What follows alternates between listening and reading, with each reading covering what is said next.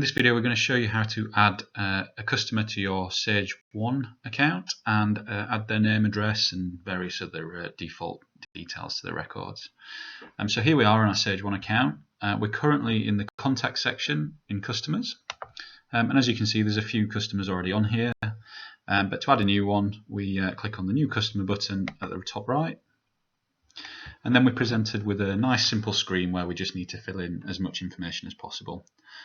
What I'd recommend is to fill in as much information as possible, because it will mean that further down the line, anything that you create for this customer, it's going to pre-populate that required field with the information that you've put in today.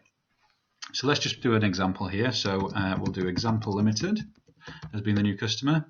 I use the tab key on my keyboard just to tab to the next field. It just allows me to go through everything individually. If that's why you see my mouse isn't moving, it's because of the tab key.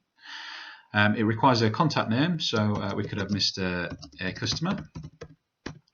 A reference, this will be your account code, so we could do EXA01. Then it wants an email address, so we could do Mr. A Customer at example.com.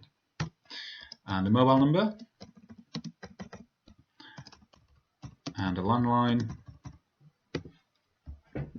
and then it wants some contact details, so we could do 1 best street, best village, best town, best county, and a postcode.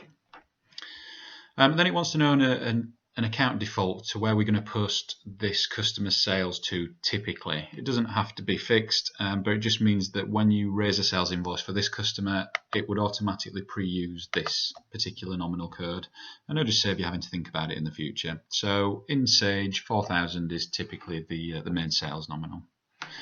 We could, if we wanted to, go through the delivery address and payment details and various other defaults, but for this example we're not going to do that.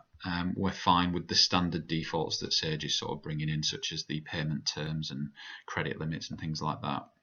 So all that's left to do now is click on the Save button.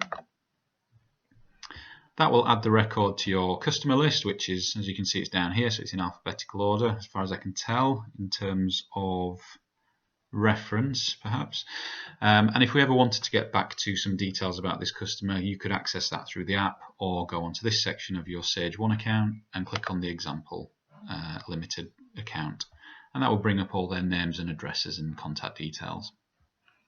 So hopefully that's helped, guys. If not, please feel free to give us a shout and ask us a few questions. Thanks very much for watching.